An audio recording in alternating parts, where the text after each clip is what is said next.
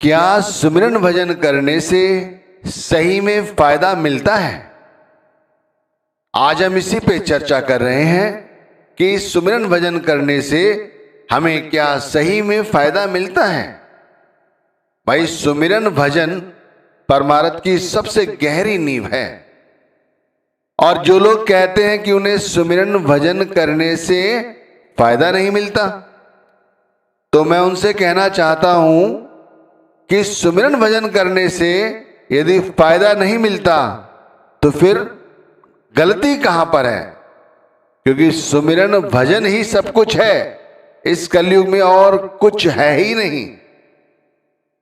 पहले सुमिरन भजन है क्या ये समझने की कोशिश करो।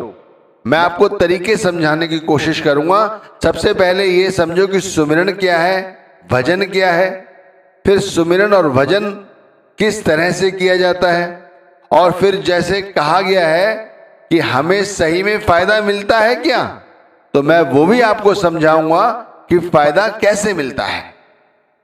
तो सबसे पहले शुरुआत करते हैं कि सुमिरन और भजन है क्या। देखो, जो हमें सदगुरु नाम देते हैं वो नाम हमें जपने के लिए कहा जाता है। उस नाम को हमें बार बार दोहराने के लिए कहा जाता है। उस नाम को हमें प्रेम के साथ जपने के लिए कहा जाता है। ये कहा जाता है कि इस नाम को अपनी श्वासों श्वास जपो। कोई भी श्वास ऐसी ना जाए जो बगैर नाम के, सुमिरन के या जाप के बगैर चली जाए। हमें ये समझाया जाता है। और फिर इस सुमिरन के बाद बारी आती है भजन की। कहते हैं ध्यान के बाद की प्रक्रिया है भजन। सुमिरन करने से हमारा फैला हुआ ख्याल ठहरता है, जिसे ध्यान में परिवर्तित हो जाता है। और उसके बाद जब हम ध्यान से आगे चलते हैं, जो भजन की प्रक्रिया है जिसके अंदर हम अपने अंतर में जाकर जो हमने नाम का सुमिरन किया है, जैसे जैसे समझाया वो सुमिरन, ये भजन जो हम बैठे हुए हैं इस भजन में, वही शब्द धुन का रूप ले लेती है, वही शब्द का प्रकाश का रूप ले लेती है। और हमें इस निज घर में और इसी धरती पर वो शब्द धुन और शब्द का प्रकाश दिखाई पड़ता है, सुनाई पड़ता है। अब इसके फायदे क्या है और ये हमें फायदा क्यों नहीं मिल पा रहा है, तो ये सब समझने की बातें हैं। पहले तो ये समझो, जो सुमिरन है कि गुरु अर्जुन देव महाराज जी कहते हैं, सांस सांस ना घड़ी बिसरे, पल मूरत दिन राती। शब्द की जो शक्ल है, यानी कि सदगुरु या परमात्मा, वो हमसे एक पल के लिए भी नहीं बिछड़नी चाहिए। एक भी श्वास हमारी खाली नहीं जानी चाहिए बगैर नाम के, जाप के। ये बात समझनी चाहिए। तो मैंने आपको पहले ये समझाया कि सुमिरन क्या है, फिर भजन क्या है। अब इसे करते कैसे हैं, इसका सही तरीका क्या है, ये समझो। मैं देखो एक बात आपके साथ साझा कर रहा हूं कि हमारे से एक परिचित बहन थी जो नाम का काफी समय से सुमिरन कर रही थी और कहती थी मेरा कुछ बनता नहीं है, मेरा ध्यान नहीं लगता, भजन में भी कुछ समझ नहीं आता। और हमें वाकई में सुमिरन से, भजन से कुछ फायदा होता है? मुझे तो नहीं लगता कोई फायदा होता है, क्योंकि इतने समय हो गए, इतने समय से नाम जप रही हूं, मुझे कोई नहीं फायदा होता। और यही आप लोग कमेंट्स में मैंने सुना है कि आप लोग भी यही कहते हो कि सुमिरन में कोई फायदा नहीं होता। तो देखो, कमेंट्स बॉक्स इसीलिए कि इसमें अगर आपका कोई प्रश्न है तो उसमें कर लिया करो, उसका आपको उत्तर दिया जाएगा। तो वो कहने लगी सुमिरन से हमें कोई फायदा नहीं होता, भजन से कोई फायदा नहीं हो रहा। तो मैंने उनसे यही जांचने की कोशिश की कि आप सुमिरन करते कैसे हो, वो पहले तरीका बताओ। तो जैसे आम तौर पर सभी लोग बता देते हैं कि हम घर के किसी कोने में अपना ये चादर बिछा लेते हैं या आसन बिछा लेते हैं, बैठ जाते हैं। ये इस तरह से हम अपने आप को चौकड़ी मारकर, आंख बंद करके, सर के ऊपर कपड़ा डाल के या बगैर कपड़े डाले हुए इस तरह नाम का सुमिरन करते हैं। ये सारी बातें जो उन्होंने बताई, ये बातें कैसी हैं? आम बातें। ये आम बातें, बाहरी बातें हैं, आंतरिक तौर पर उन्होंने हमें कुछ नहीं बताया।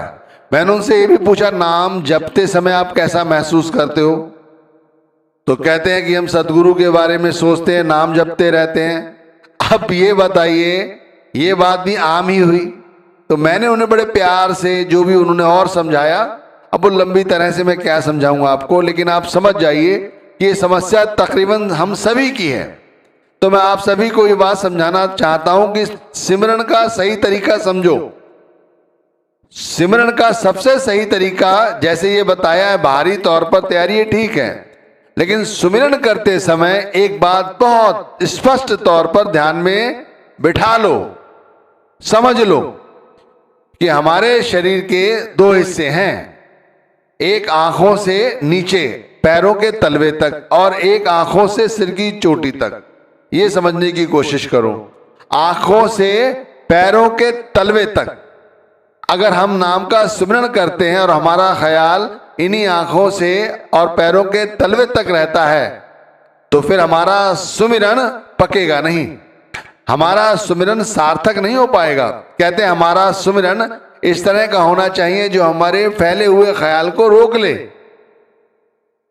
कबीर साहिब ने कहा है, कहे कबीर पूरन जग सोई, जाके हृदय अवर न होई। अगर जिसके हृदय में कुछ और है, आंखों से नीचे नीचे पैरों के तलवे तक यदि कुछ है, तो फिर उसका सुमिरन नहीं बनेगा। ये समझ लीजिए, सुमिरन छोड़ो, कुछ भी नहीं बनेगा। हाँ, इतना जरूर है कि आप नाम का सुमिरन कर रहे हो, कम से कम बाहरी बातों से बचे रहोगे, ये तो है।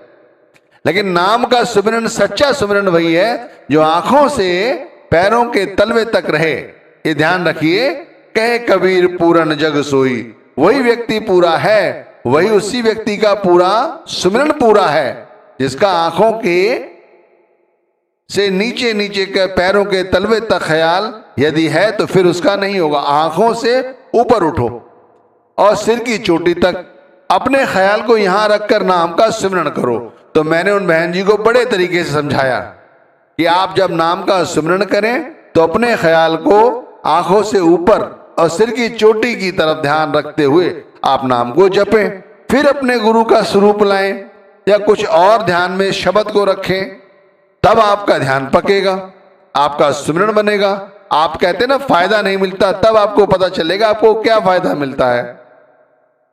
अब मैंने उन्हें बता दिया और वाकई में हफ्ता भी नहीं गुजरा था, उनका फिर मेरे पास मिलन हुआ और उन्होंने मुझसे धन्यवाद कहा कि आपने मुझे अच्छी तरह समझाया। तो मैंने कहा ये कोई ऐसी बात नहीं है जो आपको नहीं पता, ये तो सत्संगों में समझाई जाती है, लेकिन यह है कि बुद्धि विवेक में बैठे तब है।